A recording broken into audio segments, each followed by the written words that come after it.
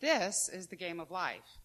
The object of the game is to get a job, get married, make money, have kids, retire. It's pretty straightforward. And while you do spin a dial, there's really not a lot of risk involved. I was well on my way to winning the game of life. I had a husband who owned his own business. I had 5 children, beautiful, smart, talented, charming. I had a grandbaby on the way, and I had a picket fence and obedient dog. I worked so hard to be the ideal mom, and I played the game of life by the rules. I baked bread. I used cloth diapers. I gardened. I home birthed. I homeschooled. I voted. I volunteered. I worked tirelessly. I misspoke. I worked tiredly. But I am very proud of who I was. And yet, the best laid plans of mice and men often go awry, and I found myself filling salt shakers. This comes from a story about a woman who was unpacking after a big move, and at the end of the day, instead of having empty boxes, she was sitting on the floor filling a salt shaker. She and I could only focus on what was right in front of us, even though it seemed very trivial. Rube Goldberg machines, they seem chaotic and trivial. They are a series of nonsensical and random steps to accomplish simple tasks. Looking back over my life, I see a lot of random and nonsensical, but it has all brought me to where I am and to who I am. People love to label other people. You have boomers, millennials, goths, geeks, soccer moms, cougars. I was not ashamed to be called a soccer mom, and I am not ashamed to be called a cougar. It's not our fault if younger men find us attractive. Well, so here I am back in the workforce. The last time that I had a real job was at Spencer's Gifts in Cortana Mall in 1986. But I had to support myself and my kids, and so I took what jobs I could find. I have worked in kitchens. I've done housekeeping, bookkeeping, lawn maintenance. I've worked as a cashier, and I've driven a lot. I have delivered telephone books, newspapers, flowers, food, auto parts, people, all over the neighborhood, all over the city, all over the state. And I'm proud to say that my family has never gone hungry, and we've always had a roof over our heads. I got a gig as a stagehand, partly because I think they'll hire just about anyone. But I worked my way up from lowly set builder to electrician and even to an arena rigger.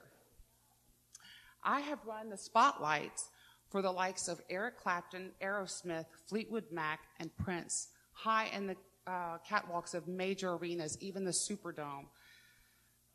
Here you see me on a 10-story scaffolding at the Bayou Country Superfest. That's 100 feet in the air. I climbed that bad boy over and over and over again. By the way, I was 53 years old. Another interesting job I've had was working as a stand-in on movie sets. I spent 6 weeks on a movie called The Paperboy.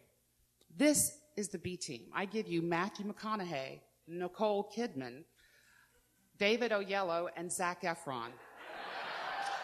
Yes, I have rubbed elbows with celebrities. Pinnacle experiences include B.B. King calling me darling.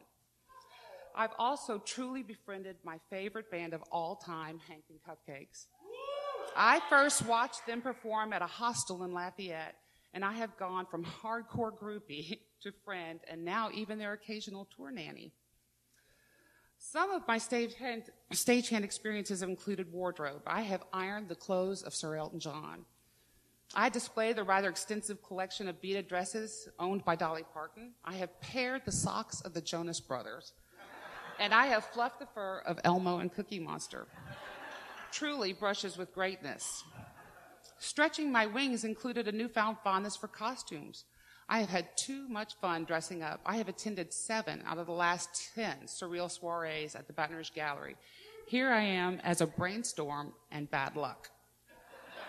I go to Comic-Cons and I cosplay and I throw theme parties like for sci-fi TV show Firefly. This is all just an excuse to get dressed up. This, however, is not a costume. It's a uniform. This was my job as a tour guide at Nottoway Plantation. I enjoyed pretending to be Cornelia Randolph and greeting each group of visitors as if they were guests in my very own home, all 53,000 square feet of it. This, coupled with sharing, with the Uber driving, led me to a place where I felt like the unofficial ambassador. I would pick up travelers at the airport, and then they would ask about the history of our lovely city and state, and I was really impressed with how much of my 8th grade education I was able to recall. I'm sorry. I was doing so well, too. In my own travels, I've always stayed at hostels, and Baton Rouge doesn't have one, so I have made it a mission, and I have met some of the most wonderful, visionary, artistic, creative, powerful people that I have had the honor to know. Hostel Baton Rouge is going to happen. It's going to make history. Now, I totally lost my notes, so I'm just going to wing it here. These pictures were taken 30 years apart. This is actress Robin White. She went from Princess Bride to Warrior Queen, just like me. She's also 53 years old, by the way. This woman is winning. She is winning. She has love and support.